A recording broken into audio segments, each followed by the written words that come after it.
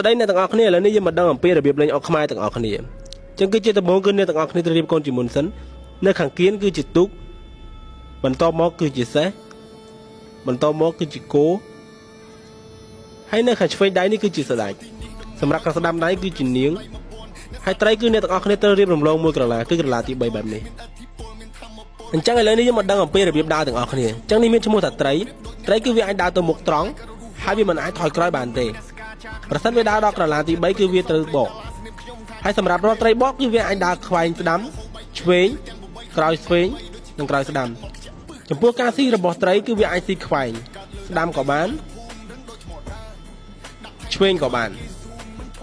ហើយចំពោះត្រីបកវិញគឺវាស៊ីដូចក្រឡាដែលវាដើរឆ្វេងខាងក្រោមឆ្វេងខាងលើ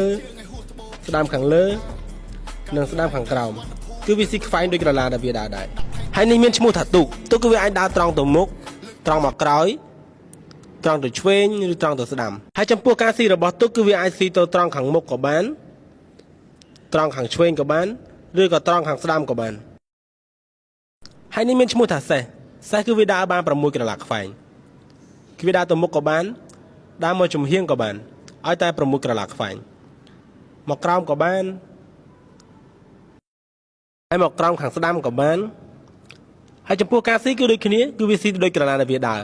ខាងមុខក៏បានខាងឆ្វេងក៏បានហើយខាងក្រោមខាងស្ដាំក៏បានឲ្យតែចំក្រឡារបស់វាគឺវាស៊ីបានទាំងអស់ហើយចំពោះមួយនេះវិញមានឈ្មោះថាគោគឺវាអាចដើរទៅមុខត្រង់មួយមកខ្វែងខាងស្ដាំនិងខ្វែងខាងឆ្វេងហើយវាអាចថយក្រោយខាងឆ្វេងក៏បានខាងស្ដាំក៏បានចំពោះការស៊ីគឺដូចគ្នាគឺវាស៊ីទៅត្រង់ខាងមុខប្រឆិតខាងស្ដាំនិងប្រឆិតក្រោយឆ្វេងហើយវាអាចដើរមកប្រឆិតក្រោយខាងស្ដាំក៏បានហើយចំពោះមួយនេះវិញមានឈ្មោះថានាងគឺវាអាចដើរខ្វែងស្ដាំខាងមុខខ្វែងឆ្វេងខាងមុខនិងខ្វែងឆ្វេងខាងក្រោយនិងខ្វែងស្ដាំខាងក្រោយហើយចំពោះការស៊ីរបស់នាងគឺដូចគ្នាវាអាចស៊ីខ្វែងខាងឆ្វេងខាងមុខស្ដាំខាងមុខនិងឆ្វេងខាងក្រោយនិងស្ដាំខាងក្រោយហើយចំពោះមួយនេះវិញមានឈ្មោះថាស្ដេចគឺវាអាចដើរបានមួយក្រឡាជុំវិញវាគឺវាដើរបានទាំងអស់ហើយចំពោះការស៊ីរបស់ស្ដេចគឺវាអាចស៊ីបានជុំវិញវាទាំងអស់ប្រសិនបើមានកូននៅជុំវិញវា